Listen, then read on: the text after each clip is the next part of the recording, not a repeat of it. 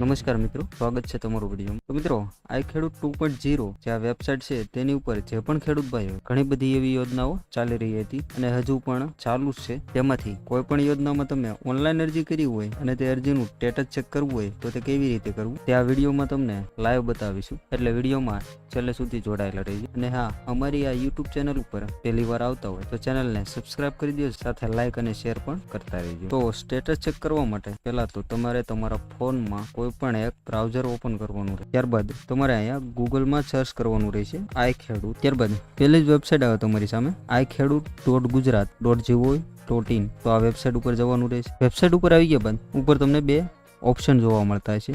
તેમાંથી જે લોગિન વાળો ઓપ્શન છે તેના ઉપર ક્લિક કરવાનું રહેશે. ત્યારબાદ અહીંયા જે પહેલું બોક્સ છે તેમાં તમારો અરજી કરવા ટાઈમે જે આપેલ મોબાઈલ નંબર હોય તે નંબર અહીંયા બોક્સમાં એન્ટર કરવાનો રહેશે. ત્યારબાદ નીચે તમને બે ઓપ્શન જોવા મળશે, જેમાં તમે પાસવર્ડથી પણ લોગિન કરી શકો છો અને હોઈ શકે કે પાસવર્ડ તમારી પાસે ન હોય તો બાજુમાં એક ઓટીપી વાળો ઓપ્શન છે, એના દ્વારા પણ તમે લોગિન થઈ શકો છો. જો તમારી પાસે પાસવર્ડ હોય તો તેની માટે નીચે જે પાસવર્ડ દાખલ કરવાનું કોલમ છે ત્યાં તમારે તે પાસવર્ડ એન્ટર કરવાનો રહેશે. ત્યારબાદ નીચે જે આ કેપ્ચા છે તેને કેપ્ચા દાખલ કરવાનું જે બોક્સ છે તેમાં એન્ટર કરવાનું રહેશે અને ત્યારબાદ નીચે જે લોગિનનું ઓપ્શન છે તેના ઉપર ક્લિક કરવાનું રહેશે. વેબસાઇટ ઉપર લોગિન થઈ જાઓ ત્યારબાદ ઉપર તમને ડાબી બાજુ 3 લાઈન જોવા મળતી છે, તેના ઉપર ક્લિક કરવાનું રહેશે. તો એમાં આપણે સ્ટેટસ ચેક કરવું છે એટલે એના માટે અરજી વાળું જે ઓપ્શન છે તેના ઉપર ક્લિક કરીશું. તો ત્યારબાદ અહીંયા એક્શનનું એક ઓપ્શન છે, તેની આગળ એક સેટિંગ જેવું આઇકન મૂકેલ છે, તેના ઉપર તમે ક્લિક કરશો એટલે તમને અરજી જોવો, પૂર્વ મંજૂરી, ક્લેમ સબમિટ અને ચૂકવણી હુકમ 4 સ્ટેપમાં તમારે અરજીનું